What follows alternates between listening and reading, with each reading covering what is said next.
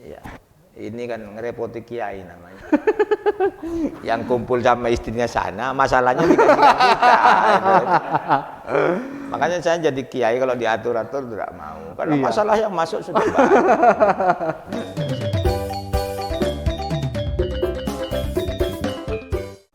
Assalamualaikum warahmatullahi wabarakatuh. Kembali bertemu dengan Salam Channel Kanigaran dan tentunya masih di program Ngopi Ngobrol Pintar.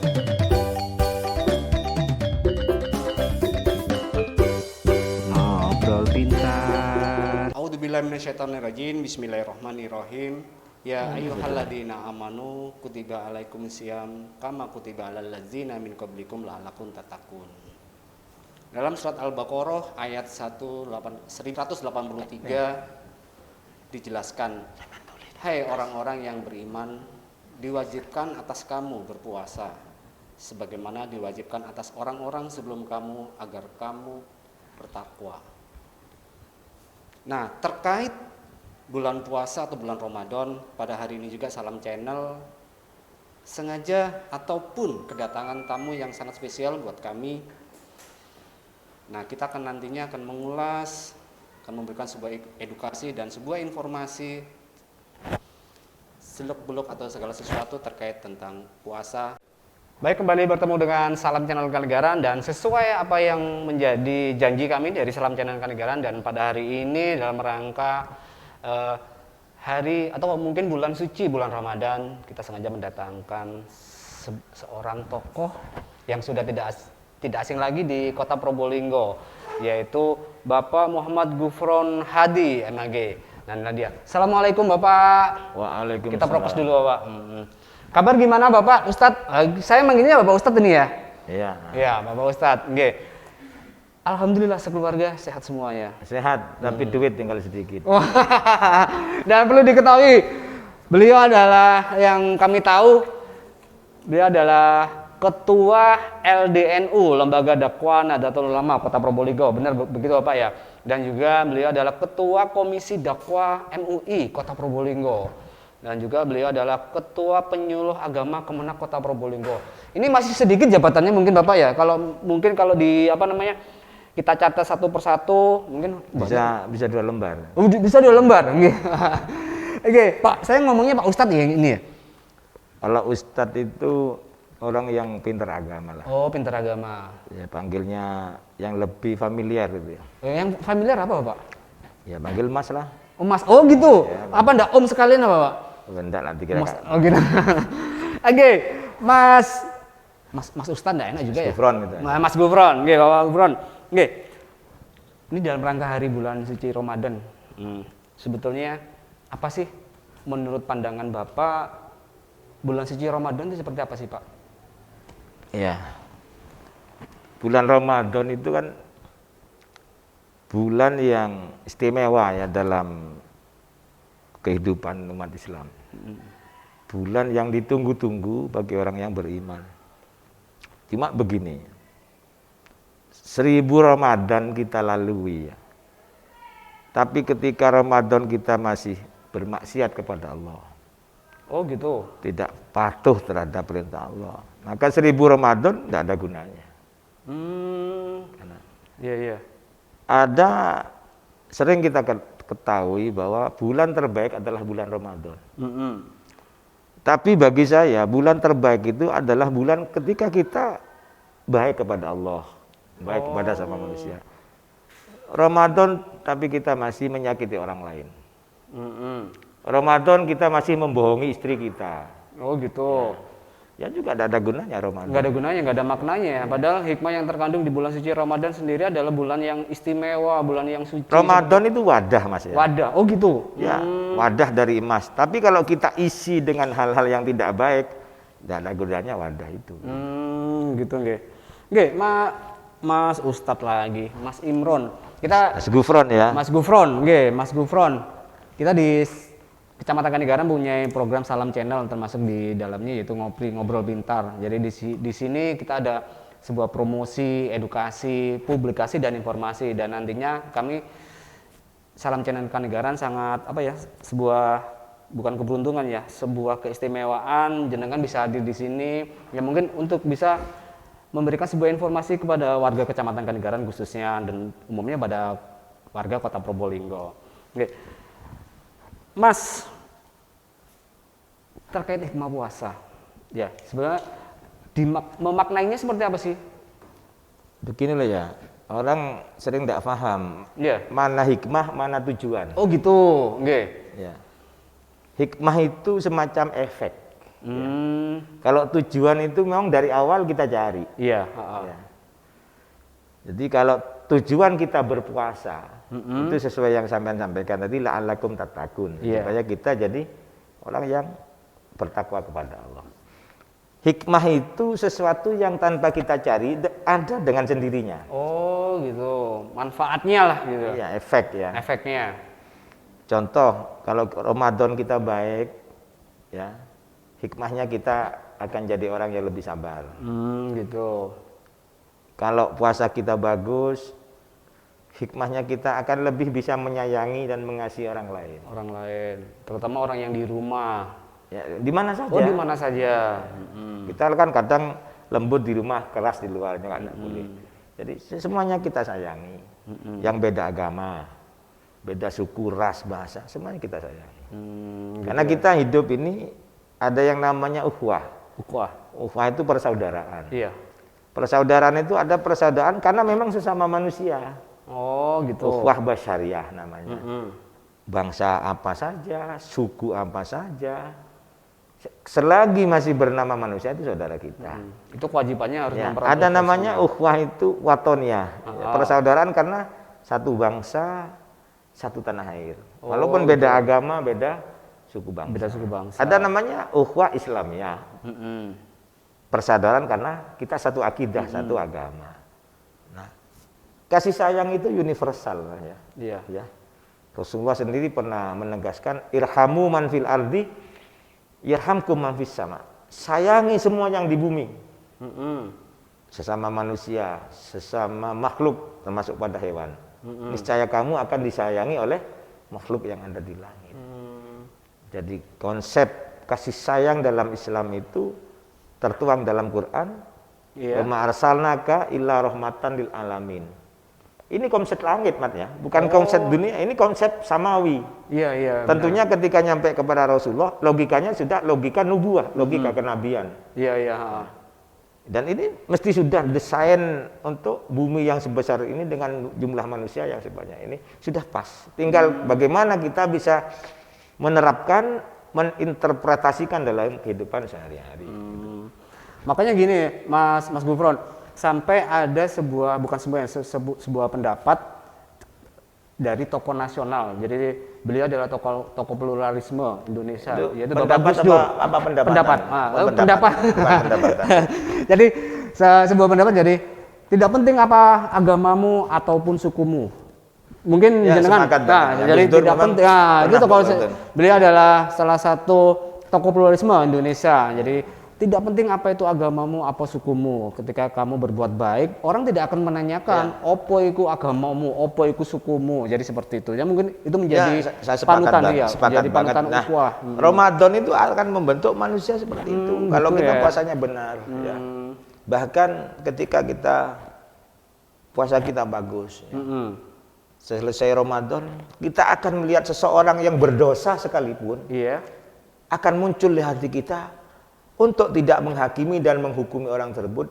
Yang muncul kita bisa membenahi banda, kita sayangi orang tersebut agar ketika dia tidak baik jadi orang baik. Iya. Yang banyak sekarang kan orang itu bisa menghakimi dan menghukumi orang lain, tapi tidak bisa menghakimi dirinya sendiri. Iya, iya benar sekali itu. Nah, Mas. kalau Ramadan kita bagus, puasa kita bagus, kita lebih bisa menghakimi diri kita daripada menghakimi dan menghukumi orang. Oke. Oke, jadi yang perlu dipahami warganet seperti apa yang disampaikan oleh Mas Gufron. Jadi inti daripada puasa atau Ramadan sendiri bahwasanya untuk mempererat ukhuwah, jadi persaudaraan seperti itu. Koreksi kalau kami salah, Mas. Jadi pada intinya, dan beliau kalau menurut kami adalah ustadz milenial. Jadi ya mungkin kenapa saya bilang Ya, milenial Pak Ustadz? milenial ganteng juga gitu. Ya perlu diketahui beliau Ustadz yang paling ganteng, mungkin masih muda. Ya jadi, karena saya laki kan gitu. ya, jadi nggak ada yang kalau Ustadz yang ayu nggak ada Pak, Ustazah yang ada. Oke, Mas, mungkin ada lagi Mas terkait puasa ini. Begini ya. Oke. Terkait puasa, karena ini kita terus terang ini syutingnya kan belum Ramadan. Jadi kalau ada kopi, ada teh, Iya. kita pantas saja. Saya lebih ingin membahas bagaimana puasa kita benar secara fikih gitu Benar, loh. iya. Gimana itu? Karena fikih kita itu kadang masih belepotan, berantakan. Fakih apa fakih? Sebenarnya kalau pemahaman secara harfiah ya, Iya. kalau fakih itu orang yang memahami. Oh gitu. Jadi kalau fikih itu pemahamannya gitu lah ya, gitu. Jadi mungkin yang warganet yang punya nama fakih itu berarti orang yang memahami ya. Memahami ya, memahami apa saja. Memahami apa saja ya, iya. Oke. Ini informasi sebuah Ya, pengetahuan jadi buat saya.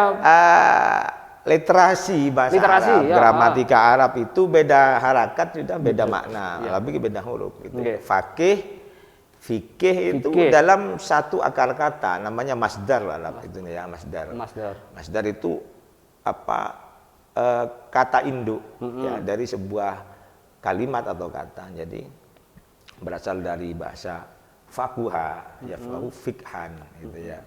Fakih itu orangnya, kalau fikih itu pemahamannya. Oh gitu. Di Arab itu, bahasa Arab itu ada gramatika, diatur dalam sebuah ilmu namanya nahwu dan shorof. Gitu. Kalau sastranya itu namanya balaghah dan mantik. Oh, Jadi saya ingin membahas lebih kepada sisi fikih. Siapa sih orang yang wajib puasa Ramadan? Ya, itu Pak Ustadz. Pertama, orang itu harus Islam. Islam. Jadi puasa Ramadan itu taklifnya dipaksakan, karena agama itu harus memaksa memang kepada umatnya. Iya. Kepada orang yang sudah Islam. Jadi orang yang non Muslim tidak wajib puasa. Jadi termasuk saya kan harus wajib Pak Ustadz ya. Ya, karena sama Islam ya. Iya.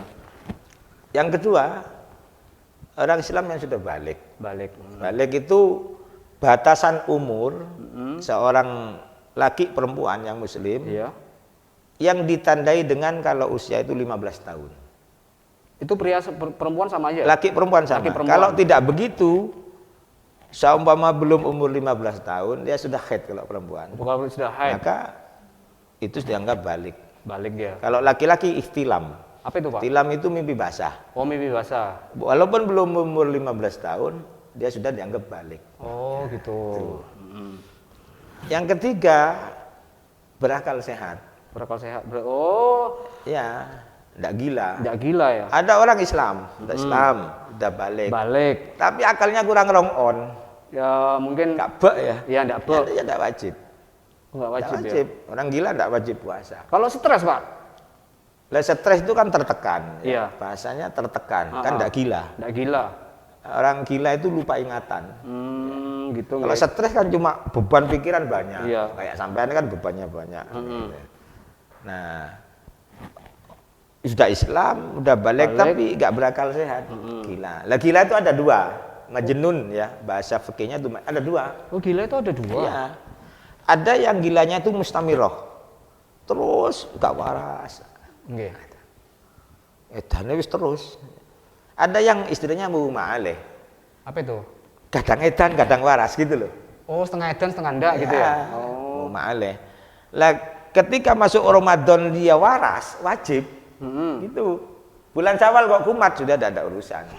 Bulan Syaban dia apa sehat. Iya. Masuk tanggal 1 Ramadan kok gila, berarti dia tidak wajib.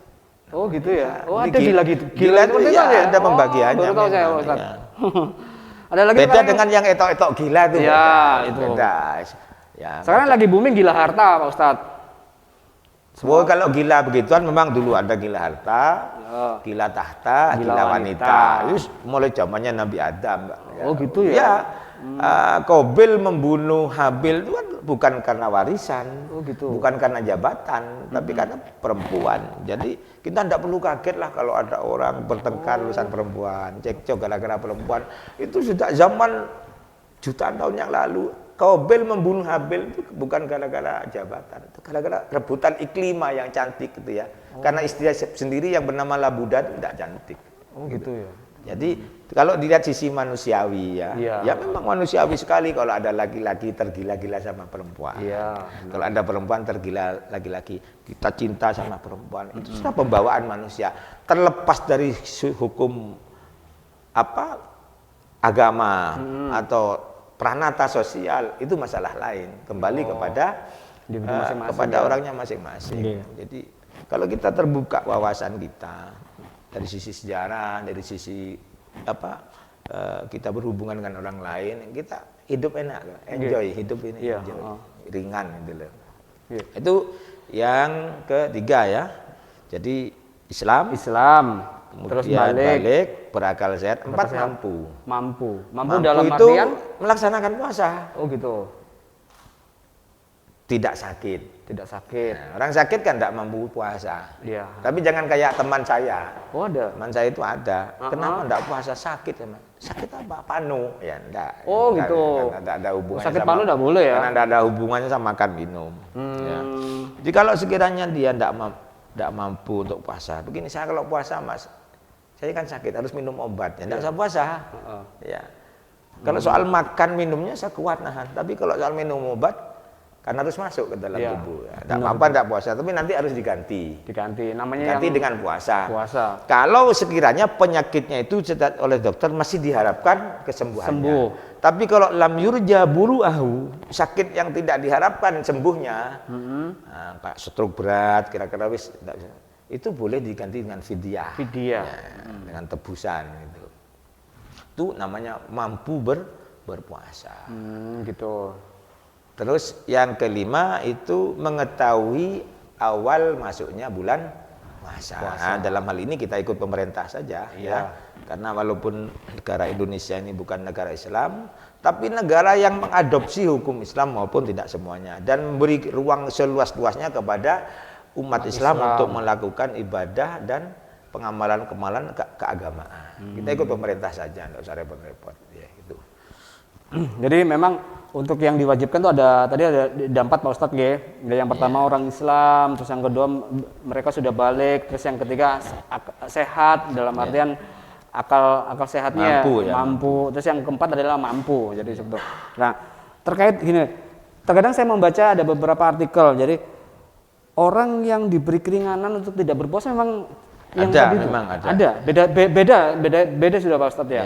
Yang orang yang diberi keringanan berpuasa itu seperti apa sih Pak? Bentar, saya sebelum masuk sisi ini saya ingin menjelaskan masalah mengetahui awal puasa. Awal puasa, iya. Cara mengetahui awal puasa itu ada 3 ya. Satu dengan hisab.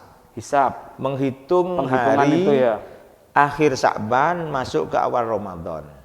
Hisab dihitung. Sesuai ilmu perbintangan ya, ilmu falak.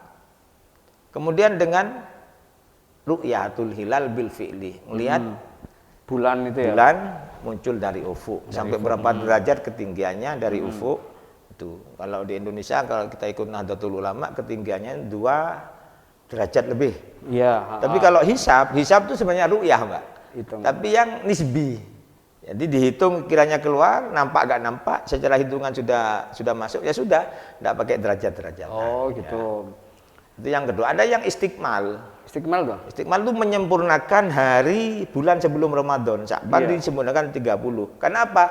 Kita mau ru'yah juga tidak bisa. Fa'in humma alaikum fakmilul iddata salasin. Kalau kita melihat bulan terhalang oleh mendung, kita sempurnakan hari Sa'ban itu 30. Oh 30. Mana yang benar? Semuanya benar. Semuanya benar. Karena semuanya berdasarkan ilmu dan riwayat hadis yang mutawatir kepada Rasulullah SAW. Makanya di Indonesia tidak perlu geger, nggak perlu rame, nggak perlu tengkar gara-gara penentuan awal Ramadan dan penentuan akhir Ramadan yang berkaitan dengan Idul Fitri. Nah, kemudian terkait masalah orang-orang yang dapat keringanan masalah puasa Ramadan. Begini, dalam agama itu ada istilah rukhasuddin, keringanan dalam melaksanakan ajaran agama. Oh gitu. Apa saja sih yang menyebabkan orang mendapat keringanan dalam melaksanakan agama? 1, karena masyakkot, karena kesulitan.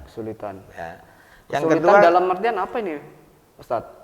Contoh begini, kita bepergian jauh, ya. musafir lah. musafir. Dengan jarak tempuh yang sudah ditentukan ya, 2 marhalah. Memang kita boleh sholat duhur ditaruh di asar, jamak Iya, namanya. jamak. Kemudian yang 4 rakaat jadi 2 rakaat namanya qashar. Qashar. Kalau yang awal taruh di akhir namanya takhir. Takhir. Kalau yang awal yang akhir taruh di awal namanya Jamak takdim. takdim. Itu karena masyakot. Yang kedua karena darurat. Oh, darurat. Darurat. Ad-daruratu tubihul mahdurat ya. Darurat itu contoh begini. Kita lapar ya. Terus duit nggak punya, mau utang juga tidak ada yang ngasih ya. Sementara waktu ada makanan yang tidak jelas siapa yang punya. Gitu. Ya, kita makan aja daripada kita mati atau Iya. sakit makan.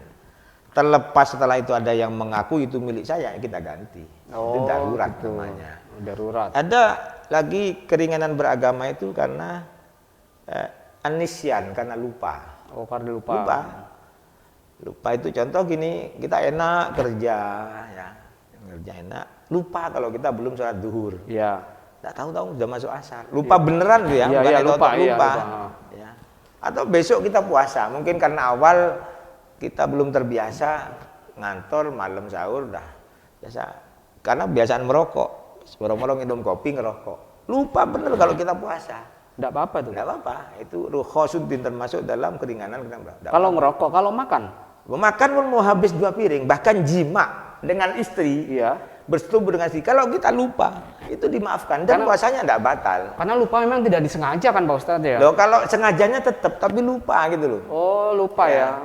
Jadi kumpul sama istri sampai 2 jam, lupa. Sedang wis mari eling, masya Allah aku puasa, ya nggak apa-apa, nggak apa-apa. Itu. Asal lupa, beneran ya, iya. bukan edok lupa. Ini ada lagi keringanan agama itu karena lil hajat, karena kebutuhan. Contoh alkohol itu kan najis. Tapi karena untuk kebutuhan tatoyub, untuk wewangian boleh. Oh. Boleh ya. Sekarang ini mustahil kan ada parfum tidak pakai alkohol, mustahil ya. Iya. Termasuk tadi yang keringanan-keringanan dalam puasa itu karena masyakot, karena kita bepergian. Iya. Jadi malam kita berangkat, bepergian ke Jakarta ya. Berangkat sebelum fajar, kok di perjalanan kita udah kuat karena capeknya bepergian, Iya. ya kita batal. Oh gitu. Kita mokel makan tidak apa-apa. Mak harus kita ganti. Harus ganti. Ya. Gantinya Terus tuh yang karena darurat, karena sakit. Iya. Ya. Itu. Terus karena memang tidak mampu karena sudah tua. Iya. Tua, tidak mampu untuk puasa, ya silakan tidak puasa. Kalau gitu. tua ini itu kan tidak mampu terus karena orang tambah hari tambah tua, maka diganti fidyah. Fidyah. Jadi keringanan-keringanan di agama itu ada memang ya. Itu. Sangat menarik Pak Ustadz. Jadi saya sampai saat ini masih belum tahu sebetulnya untuk mengganti puasa. Jadi kan jenengan tadi menyampaikan ada yang namanya fidyah. Misalkan saya ini, Iya. saya ini tahun kemarin saya bolong 3. Terus saya ganti itu menggantinya dengan berpuasa atau dengan fidyah itu boleh apa enggak sih Pak Ustadz? Lah fidyah itu Apakah ada macam-macam khususnya? ya. Iya. Ada yang berbentuk makanan pokok ya, fidyah. Jadi gini ya, mengganti dalam puasa itu ada yang namanya fidyah, Iya, fidyah. ada yang namanya kodok, ada yang namanya kafarot. Kafarot. Ya, kalau fidyah ini tebusan, kalau kafarot ini denda. Apa Pak? Denda. Denda, ya, denda. Kemudian ada yang namanya kodok. Kalau kodok ini ganti. Ganti. Ya, kalau fidyah itu mengganti puasa kita yang bolong. Karena sama mama waktu itu kita tidak puasa karena sakit. Iya. Ya, kita ganti fidyah. Ya. 1 harinya itu mudan. 1 mud itu kalau ukuran kita sekitar setengah kilogram. Setengah kilo ya. Setengah kilo apa? Beras. Beras makanan pokok, Makanan kutil pokok ya? balat ya. Nah, kita lebihkan aja, hati-hatilah jangan setengah kilo itu 5 on, kita buat 6-7 on gitu. Iya. Hati-hati, ikhtiaton. Kemudian ada yang namanya kodok tuh ganti. Ganti. Berarti harus berpuasa kan ya? Ada yang namanya kafarot. Kafarot tuh denda. Denda itu ikhtiari sifatnya. Iya. Bisa memilih. Oh gitu. Oh, Siapa dipilih yang ya? kena kafarot dalam urusan puasa? 1 orang yang membatalkan puasa karena bersetubuh dengan istri. Atau istimta, bersenang-senang dengan istri walaupun tidak bersetubuh. Iya. Mubasyarah itu batal ya, sampai inzal keluar mani. Itu pertama harus memerdekakan budak. memerdekakan budak ya. Kemudian pertama itu satu harinya diganti dengan puasa 2 bulan berturut-turut. Ya. Satu harinya 2 bulan. 2 bulan berturut-turut. Puasanya? Iya, gantinya. Oh gitu. Berat karena bersetubuh dengan istri ya. Iya. Syahro ini mutatabi'aini. Mutatabi'aini tidak boleh putus, harus nyambung. Oh gitu. Makanya kalau siang Ramadan itu tidak usah dekat-dekat istilah. Kalau mau dekat-dekat kalau mau maghrib gitu ya. Gitu ya. Ya kalau siang gini, apalagi ke Pantai Anyar. Makanya kalau puasa itu jangan bulan Sya'ban, mending Syawal gitu ya. Gitu ya. Pantai Anyar melebu Ramadan mumet. Kemudian yang kedua memerdekakan budak. Ya, hari ini perbudakan sudah tidak ada. Nggak ada. Ya. Yang ketiga memberi makan 60 orang miskin. Orang miskin. Ya, satu orang miskin itu sekiranya muddan ya, setengah kilo. Itu 60. Itu berat memang, makanya kita kalau Ramadan kita jaga betul walaupun hubungan dengan istri ya, karena berat ya. Kecuali lupa ya tadi tidak ada masalah. Semoga aja lupa. Tapi kalau sama istri tidak mungkin sih kalau Ramadan. Contohnya gini Pak Ustadz, saya sudah ya. Saya bolong 3 tadi yang saya sampaikan ya. Saya 3 bolong. Yang pertama saya pada waktu itu kerja terus habis gitu tidak kuat makan akhirnya ya. Nah, yang satu makan, terus yang kedua akhirnya tidak kuat lagi, misalkan minum kopi. Terus yang ketiga sama mungkin seperti itu. Berarti yang saya harus lakukan ini termasuk kategori penggantinya apa tuh Pak? Ya dengan puasa kalau gitu. Oh, kodok berarti ya, harus kodok. ganti. Oh gitu. Nggak boleh ganti sama beras kok ya enak. Iya, oh enggak boleh ya. Oh ya, perlu dipahami warganya. Sebenarnya apa? Oh gitu ya. Lang kalau sehari aja cuma setengah kilo, sebulan cuma 15 kilo. Iya. Kalau hitung sama duit 150.000. Ya toh? Terus menggantinya itu kodoknya itu pada waktu apa Pak Ustadz? Ya setelah Ramadan itu kita ganti. Setelah Ramadan. Yang penting jangan 1 Syawal Karena, kan ya. Kalau 1 Syawal nggak boleh, Ya, nggak boleh kan atau ya. tanggal 10 Dzulhijjah nggak boleh. Oh, Memang gitu nggak ya. boleh puasa. Iya. Yang penting jangan masuk pada Ramadan lagi. Oh gitu. Oh berarti dalam ada tenggang waktunya. Oke. Sangat menarik Pak Ustadz. Mungkin ada lagi yang mungkin bisa disampaikan untuk warganet untuk terkait. Begini ya. Kita kadang memang secara fikih kita puasa itu sudah benar ya. Iya. Malam kita niat. Ini niat nanti malam loh ya. Iya. Niat puasa itu wajib ya. Nah, cuma saya kasih solusi kepada kaum muslimin muslimat. Kita khawatir niat itu harus setiap malam. Iya. Ya. 1 hari 1 niat. Ini ada solusi, kita ikut madhabnya Imam Malik. Untuk niat puasa di hari pertama Ramadan, untuk niat meniati seluruh hari yang ada di bulan Ramadan. Jadi niatnya begini, saya niat puasa Ramadan seluruhnya di bulan ini mengikuti Imam Malik, wajib karena Allah Ta'ala. Oh gitu. Selanjutnya kalau ada yang lupa, berarti sudah ketutup dengan doa yang ini. Nanti malam niatnya ya. Iya. Karena niat puasa itu harus malam hari, tidak boleh di pagi hari. Gitu. Kemudian niat itu kalau tidak dilaksanakan, lupa atau tidak lupa, maka besoknya puasa kita ya sudah tidak sah. Oh gitu. Iya. Sebentar Pak Ustadz, ada pertanyaan buat saya. Yang niat puasa itu, yang kami tahu, yang benar, bukan yang benar ya, maksudnya yang afdol dalam artian setelah kita sholat taraweh atau sebelum sahur Pak Ustadz. Yang benar tidak ada hitungan afdol ya, yang penting niat itu mulai masuk setelah maghrib sampai adzan subuh.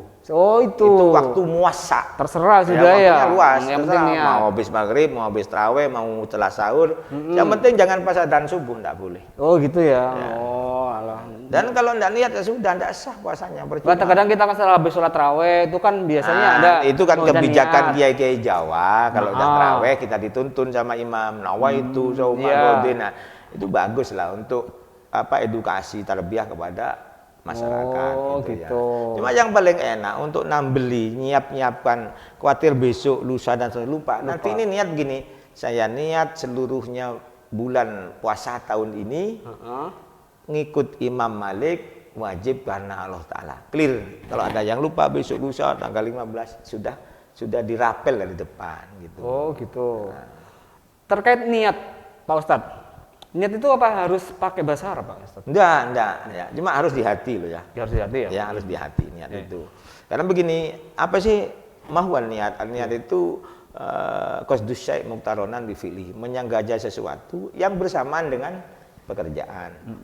Kecuali puasa memang. Niatnya enggak boleh bersamaan dengan puasanya, harus malam hari. Kalau sholat harus bersamaan di awal Oh, gitu ya. ibadah. Ya. Oke.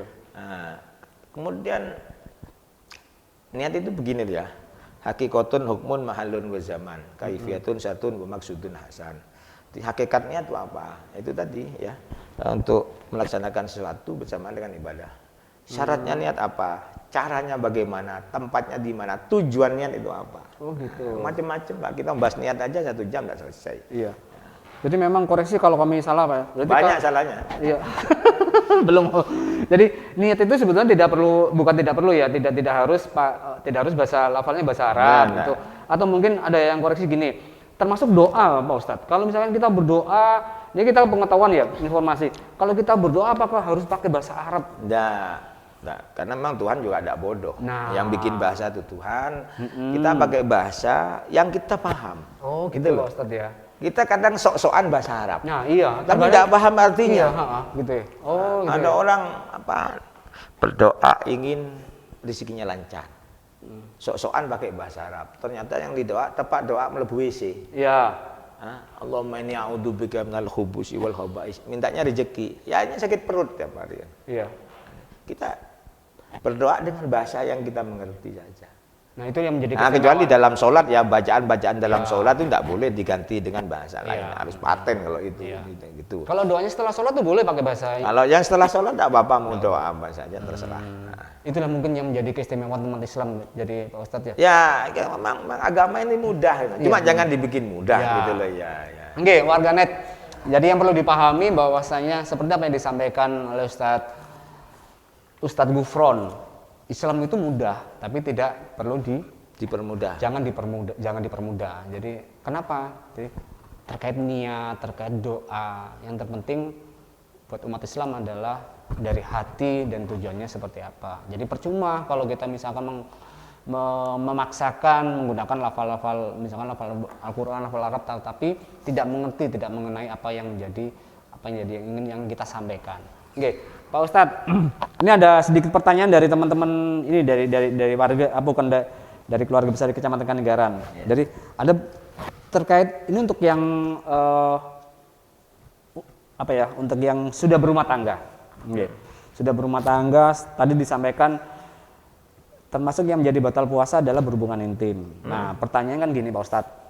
Nah, kita ini sudah keluarga ya, terus terkadang malam-malam itu ada misalkan keinginan untuk berhubungan dengan pasangan. Nah, kan kita dianjurkan untuk melakukan mandi besar. Nah, itu pertanyaannya Pak Ustadz, ada gini. Yang benar dilakukan mandi besar itu, terkadang kan saya ada yang tumpang tindih. Apakah setelah sahur kita mandi besar, apakah kita sebelum menjalankan sahurnya tersendiri itu Pak Ustadz? Ini terkait bulan puasa Pak Ustadz gitu. Iya. Ini kan ngerepoti kiai namanya. Yang kumpul sama istrinya sana, masalahnya dikasih kita. Makanya saya jadi kiai kalau diatur-atur tidak mau. Karena masalah yang masuk sudah banyak. Sing kelon kono masalahnya ke sini. Ini problem. Iya. Begini, sebenarnya kalau kita tarik kepada yang paling mendasar, orang yang kalau berhubungan dengan istri, jima lah dalam bahasa fikih jima. Kalau kiranya mainnya cuma 1 kali, selesai cepat mandi. Oh gitu. Walaupun jam 12 malam Pak Ustadz. Iya, karena orang nanggung hadas kelamaan itu juga makruh hukumnya. Oh. Ya. Kemudian secara medis juga tidak bagus. Ya. Oh gitu ya. Rasulullah itu pernah bersabda begini, kalau kamu mengakhirkan mandi jinabat ya, kemudian mantuannya tidurnya kumpulnya jam 8 malam, mandinya kok subuh. Jangan menyalahkan orang lain kamu kalau nanti sering sakit pinggang. Sakit pinggang itu biasanya hubungannya sama ginjal. Gitu. Jadi kalau selesai kiranya 1 kali tidak mau jima lagi, mandi. Langsung Yang mandi banyak ya? kan orang habis jima tidur dalam keadaan hadas. Iya. Yang benar tuh mandi dulu, wajib, kemudian wudhu, tidur. Dan tidurnya dalam keadaan suci. Oh gitu ya. Nah, terkait dengan Ramadan, yang benar yang mana? Ya sama kayak tadi, habis jima, kiranya 1. Kalau main sampai 3 kali. Iya. Habis main, mandi, main lagi. Nanti banyu ku jenenge. Masih ada main 3 kali Pak Ustadz selama Ramadan tuh ya? Ya saya juga tidak menuduh siapa-siapa, tapi kemungkinan juga ada kan. Oh iya, kemungkinannya. iya. Tapi kalau kelas saya itu insya Allah masih mampu. Oh gitu. Wah. Jadi yang menjadi pertanyaan ini sudah dijawab oleh Nah, Pak cuma Ustadz. begini kaitannya sama puasa. Ini Iya. sebelum selesai. Begini. Apa lebih baik sebelum sahur sama setelah sahur? Tidak ada. Nggak ada. Cuma begini, orang makan ya. Iya, iya. Sahur tidak sahur dalam keadaan junub itu makruh. Oh gitu ya. Malah dalam kitab Ta'limul Muta'alim, orang yang junub kok makan itu yurisul fakroh, menyebabkan fakir, menyebabkan miskin, rezekinya alot. Oh. Karena dia gitu. makan menikmati pemberian Allah dalam keadaan tidak Suci. tidak suci. Bahkan saya saja waktu kecil dulu kalau makan di rumah gak pakai kopiah begini dimarahi sama almarhum orang tua saya. Oh gitu. Makan gak kupluan gitu. Karena apa? Kopiah ini sunnah Rasul. Melakukan sunnah Rasul bentuk syukur kepada Allah gitu. Lah ini sering terjadi begini. Ada orang di malam bulan Ramadan jima ya bersetubuh dengan istri. Habis itu tidur nggak mandi. Lo babas subuhnya hilang. Tapi bangun jam 8 siang. Subuhnya hilang, yang jelas ya hilang, tidak sholat subuh ya itu wajib sedekah qadha. Terus antara subuh sampai jam 8 kan dia puasa toh? Iya. Tapi dalam keadaan junub, ini bagaimana hukumnya? Banyak kasus ini terjadi. Nah, iya, banyak. gimana tuh, Mungkin Pak Ustadz? sampai juga pernah begitu. Nah itu makanya jangan nyindir saya Pak Ustadz. Ini yang menyebabkan batal puasa itu kan karena jimanya. Jimaknya. Tapi kalau junubnya enggak. Enggak. Jadi ketika habis subuh kita dalam kondisi junub tidur itu enggak ngefek sama puasanya. Puasanya tetap sah. Ya karena junubnya malam, melaksanakan jimanya malam enggak apa-apa. Tapi bangun tetap wajib segera mandi dan qadha sholat subuh begitu. Oh, gitu. Makanya kalau mau bersetubuh di malam Ramadan itu waktunya lebih enak lebih awal. Gitu. Lebih awal setelah taraweh gitu.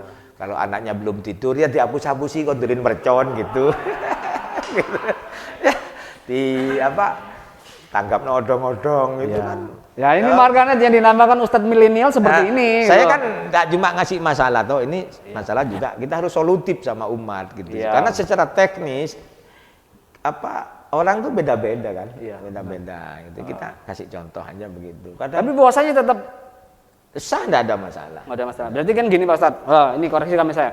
Misalkan saya nih ya, saya sholat tarawih sudah, setelah sholat tarawih niat berpuasa, habis gitu anak saya tidur, terus habis gitu saya berjima, terus habis gitu lupa sampai jam anggaplah jam 7 baru bangun, babas.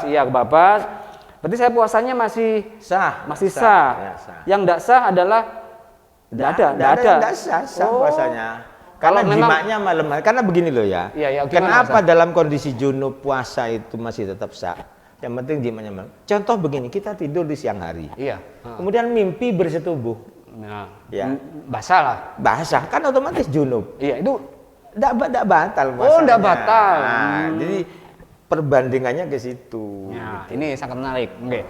Jadi yang perlu dipahami warganet bahwasanya mimpi basah pada waktu siang hari tidak membatalkan puasa. Benar Pak Ustadz ya? Oke. Nah, itu menjadi catatan buat kami Pak Ustadz. Oke. Jadi ini ternyata jawabannya sangat menarik Pak Ustadz. Bukan hanya pertanyaannya, jawabannya ya, nggih, Pak Ustadz. Terus yang kira-kira yang ada lagi Pak Ustadz yang membatalkan puasa itu setelah ini?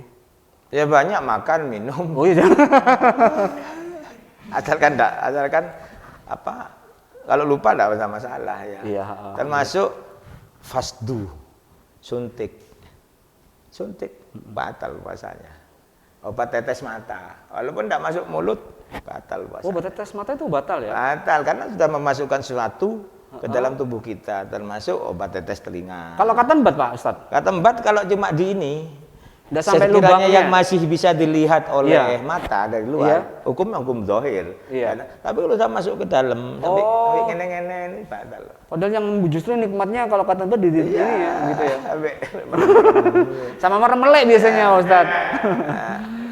Jadi kalau kita termasuk suntik ya, termasuk lagi itu begini, kalau orang minum es 1 gelas tuh gak kepikir lah kalau orang baik-baik minum, enggak mungkin. Kita kadang begini, kita itu sama Ramadan itu batuk. otomatis kadang keluar dahak toh. Ya, ya. Dahak itu kalau sudah sampai mulut, keluarin aja, jangan ditelan lagi. Kalau telan lagi itu batal. Itu yang batal ya. Karena sudah dihukumi dzahir kalau sampai mulut batal. Gitu ya, gitu. Atau kita wudu, ya Iya. Ramadan wudu, Kan berkumur. wudu atau berkumur. Jadi kadang ada sisa air sedikit tuh sengaja ditelan, batal. Oh, gitu Ya, ya. padahal ya yang penting masuk. Haus ndak haus, ya, kenyang ndak kenyang, pada barang masuk batal. Gitu. Berarti yang kesimpulannya kalau memasukkan barang itu beri ini ya Pak Ustadz. Iya. Kalau misalkan menurut saya, Bu, kalau misalkan hidung kita ini gatal-gatal gitu. Ya asalkan masih dilihat dari bawah sampai batas mana kita melihat. Oh, gitu. Itu boleh. Tapi kalau Juga sudah boleh. batasan sampai ini kan nggak bisa dilihat mata dari enggak. Sudah batal. Oh, gitu ya. Apa? Walaupun tidak mengenyangkan. Iya, ya. Obat tetes mata batal. Ya. Oke. Termasuk kalau ada orang nggak bisa berak dikasih apa obat yang lewat anal itu ya. Iya, ada. Ya, Ya. Apa mikrolak ya. Mikrolak, Maksudnya nggih, mikrolak. batal. Batal. Oke. Pak Ustadz, inti dari ngobrol pintar pada hari ini adalah sebetulnya apa sih Pak Ustadz yang harus dilakukan sebagai umat Islam dalam menyambut bulan puasa ini? Jadi Oh iya, begini. intinya seperti apa sih Pak? Yang harus kita lakukan? Yang kita persiapkan untuk Nggih. puasa Ramadan pertama lahiriahnya. lahiriah. Fisik kita, karena Ramadan itu puasa itu ibadah yang bersangkutan dengan fisik. Artinya kita nggak makan, kita nggak minum, fisik. Iya. Ya, Kita nggak sehat, ngerokok Pak ya. Ustadz. Kenapa? Dan Ya ngerokok termasuk juga. merokok juga. Ya kayak haji ini kan ibadah lebih kepada fisik, ya dipersiapkan. Yang kedua ya batin kita jaga. Kita masuk Ramadan ini kan kawah condro di muka ya, untuk mendidik kita agar betul-betul jadi manusia yang betul-betul menjadi hamba Allah. Jadi hamba Allah itu susah. Ya. Kita kadang ngaku-ngaku hamba Allah, tapi Allah nggak ngaku kita hamba, ya susah. Dari si mana sih batin kita yang harus dijaga? Pertama begini, Rasulullah pernah sabda, kamin so'imin laisa lahu min syami lal ju' wal atas. Banyak orang puasa nggak dapat apa-apa. Iya, itu Cuma gimana, dapat lapar sama dahaga. Iya, gimana Pak Ustadz? Ya karena batin kita di bulan Ramadan rusak. Jadi khamsatu asya'a tukhbitu ajru syahri Ramadan. Ada 5 perkara yang merusak pahalanya puasa Ramadan. Ada orang puasanya sah, tapi nggak dapat pahala. Iya. Kayak sampean kerja di sini sebulan penuh, absennya bagusnya, tapi nggak dapat gaji. Iya. Ini kan nonsen ya. Bicara hantu di siang bolong, ngomong kosong akhirnya. Ini. Itu pertama yang menyebabkan pahala puasa kita hilang, hangus ya. Iya. Itu pertama kidib. Kidib ini bohong, carpak. Termasuk bohong sama istri. Oh, Nggak boleh kalau Ramadan. Ya. Misalkan di rumah sahur. Istri pamit, aku tak iktikaf di masjid gitu. Iya. Mau tadarus gitu. Tadarus sapa rondo. Ini kan bohong ya, nggak boleh. Ya. Boleh Pak Ustadz. Bohong. Iya, kalau ketemu nggak boleh Pak Ustadz. Walaupun ketemu nggak boleh. Ya, ini hanya peringatan aja bercanda, untuk Pak Ustadz. untuk bapak-bapak Iya. itu biasanya suka bohong kalau sama istri. Walaupun yang nggak bohong juga ada. Cuma yang bohong juga banyak. Termasuk Iya. ustadz bohong sama istri ada itu ya. Tuh, nggak boleh bohong sama atasan. Kok Iya. terlambat kamu? Pak kena macet. Bannya kempos Padahal gitu ketiduran. ya, iya. Pokoknya bohong. Nomor 2, gibah. Gibah itu ngerasani, membicarakan kejelekan orang. Ini yang lagi viral Pak Ustadz, gibah. Lah Nggak iya, tahu ini saya media gibah itu apa. sosial ini Heeh. memang membawa dampak yang negatif juga. Iya. Di media itu Ada kadang sisi negatifnya lah. tengkar di media, ngerasani di media. Itu ya. Kita hindari itu. Yang ketiga itu al-yaminul ghamus, sumpah palsu. Nah, sumpah palsu itu kalau kaitannya kita di peradilan jadi saksi kan disumpah. Iya. Nah, kalau puasa kok sumpahnya palsu ya. Oh, Atau gitu ya. wallahi aku mang begini-begini padahal begitu. Nah, itu juga sumpah palsu. Yang keempat itu an-namimah, mengadu domba. Adu domba itu ngomong di sini nyampe ke sana beda. Ngomong ke sana nyampe ke situ juga beda. Hanya tengkar gitu. adu domba. Yang kelima an-nadratu bisyahwatin, melihat sesuatu tentunya melihat manusia ya. Itu dengan syahwat. Syahwat itu gitu. ada Nafsu kaitannya ya? sama libido ya. Nafsu. Nah, makanya kalau Ramadan kita itu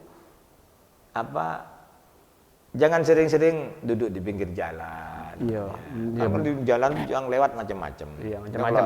Yang lewat tuh perempuan bahenol, bohai gitu, pikiran kita ngeres. Itu kan godaannya orang puasa Pak Ustadz ya. Ya walaupun tidak puasa tergoda juga, gitu ya. Ya kita kan kadang lihatnya ngeres, hanya ngomongnya ngeres, akhirnya syahwat. Atau di HP kita, kadang HP ini enggak, filmnya gambarnya macam-macam, kita hindari. Kadang kita ngelihat aja syahwat, ya sudah hilang pahalanya. Hilang itu disyahwatin ya. Tentunya syahwat itu biasanya kalau sama sesama manusia. Kalau kita lihat kambing syahwat itu tidak waras. Bukan ini Pak, bukan syarat wajib orang berpuasa, karena kan tidak sehat itu berarti. Makanya kalau Ramadan tuh saya sudah setuju akhir-akhir ini televisi kita kalau Ramadan tuh tayangannya sudah mulai Islami ya. Benar itu. Nah, ada tahfidz, ada apa? Sinetron-sinetron para pencari Tuhan begitu ya. Ini bagus sudah. Kalau dulu seingat saya 20 tahun yang lalu Ramadan sudah biasa film-film India yang kelihatan aurat. Ini kan bahaya gitu loh. Bagi yang puasa bahaya gitu. Hari ini sudah enggak, kalau agak siang gini ada yang tahfidz, ada yang apa? Ceramah-ceramah gitu ya. Itu bagus ya. Nah, sekarang televisinya baik, tinggal ini. Ya. Ini kan objek ya. Tergantung kita gitu loh. Kalau kita muternya yang enggak, ya muternya yang enggak gitu. Kalau kita mau muternya yang iya, ya muternya yang iya begitu. Oke, Pak Ustadz, terkait gibah dalam puasa itu, tadi kan jenengan juga menyampaikan gibah puasa. Jadi, misalkan ini dalam dunia medsos ya, kita status Pak Ustadz. Karena ingin dilihat orang, oh saya ini puasa ya. Loh, alhamdulillah puasa sudah dapat 3 hari, termasuk itu bukan ghibah. Oh, itu bukan ya? Riya namanya. Oh, beda ya? Oh, riya. Melakukan amal baik ingin dilihat orang lain. Oh, riya namanya. Kalau ingin didengar orang lain namanya sum'ah. Berbuat baik kemudian bangga diri namanya ujub. Gitu. Itu penyakitnya orang beribadah. Kita kan begini, Mas. Kita sering melakukan kebaikan, kemudian merasa baik.